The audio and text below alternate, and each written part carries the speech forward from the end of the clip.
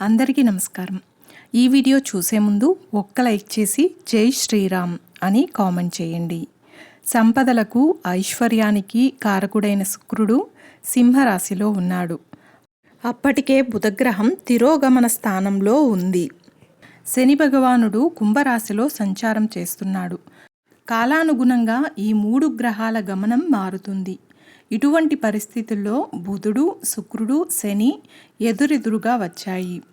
సంసప్తక రాజయోగం, కేంద్ర త్రికోణ రాజయోగాన్ని ఇవి ఏర్పరుస్తున్నాయి. రాశి చక్రాన్ని మార్చినప్పుడు లేదంటే నక్షత్రం రాశిని మార్చినప్పుడు అన్ని రాశులపై ప్రభావం పడుతున్నప్పటికీ ప్రత్యేకంగా కొన్ని రాశుల వారిపై మాత్రం అధిక ప్రభావం ఉంటుంది.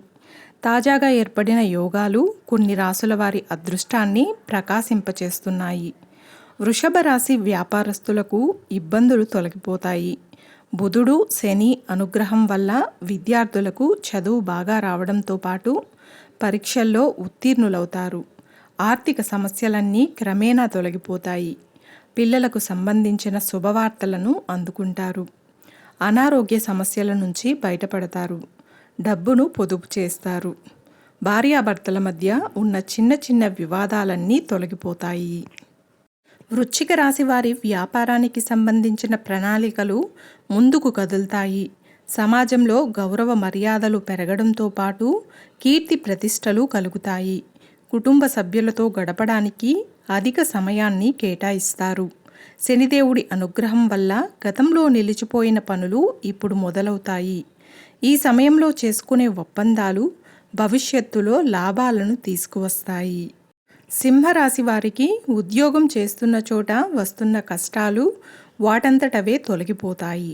వ్యాపారస్తులకు ధనలాభం అధికంగా కనబడుతోంది.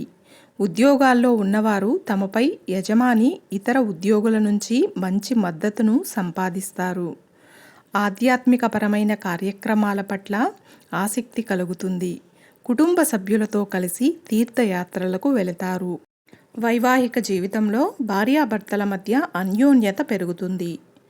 చూశారు కదండి.